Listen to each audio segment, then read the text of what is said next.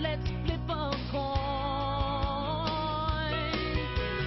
Head Carolina, tails California, somewhere greener, somewhere warmer. Okay, this is Andy Graham of hoboontheroad.com. I've traveled non-stop for 16 plus years and went to 99 countries. I answer global questions. I'm in Sofia, Bulgaria, in the Hostel Mosto. Okay, put on my glasses because I just couldn't see this. Okay, the thing is mom and pop shops and serendipity. And who's the person here? Quartin asked, Andy, I know you like to hang out with the locals instead of tourists and visit mom and pop sections of the town to see how local people live. But you also say you like to discover things by serendipity. Is it not a little contradictory? Why don't you before you go research what locals produced, what the locals like in the town for local people, or where locals hang out, instead of just going around with not much info under your wings? Okay, serendipity is by definition serendipity. It does anything and everything. But the problem with this is that a country will tell you everything that's good about what they do in the country, and when you get to the country you find out it's totally different. And what's bad about collecting information is that if you collect information about how the country defines yourself, or how Wikipedia defines the country, what you'll do is it's a self-fulfilling prophecy that you actually go looking for to justify that thing. Well, if you know nothing about the country, and which I don't, when I go into a country, I don't read anything about the country.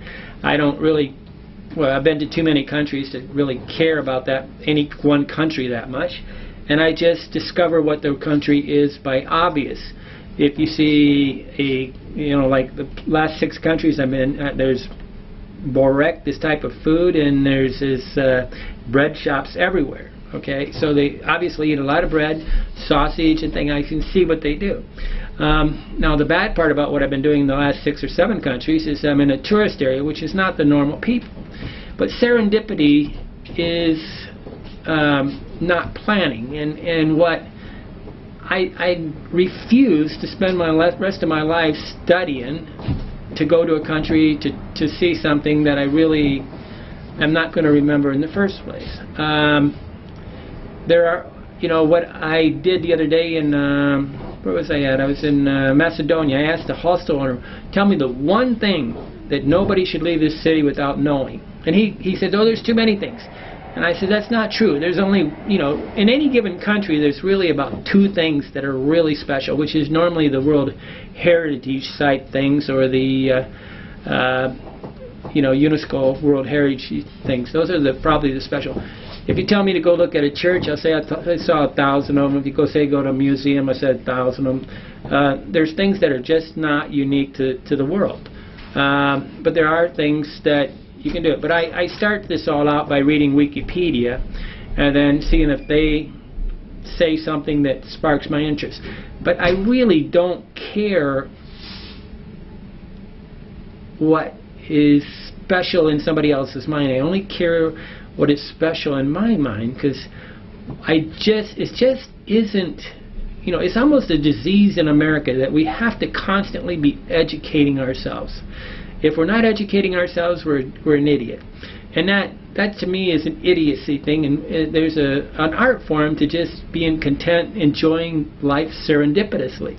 And Quartin, you keep talking about doing research, and you wrote another question about this stuff, and I think you make travel work, and that's one reason why you're going to have trouble traveling. Travel doesn't have to be work. It can just be wandering around, looking at things, and people watching. So just pretend you're going to the mall, do some people watching, and look it around, and realize that if you didn't see something,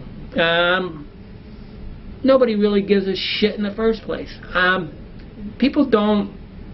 When I come home, they don't.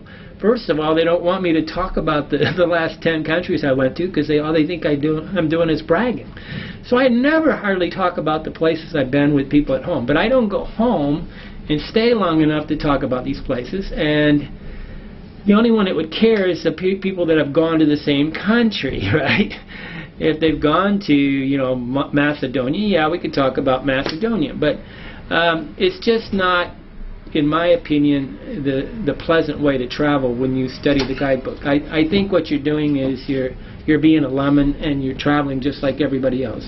The reason why I can travel for 16 plus years and go to 99 countries is because I don't make it work. I make it fun. And spontaneity is the best way to live your life, and having a to-do list when you're traveling is painful.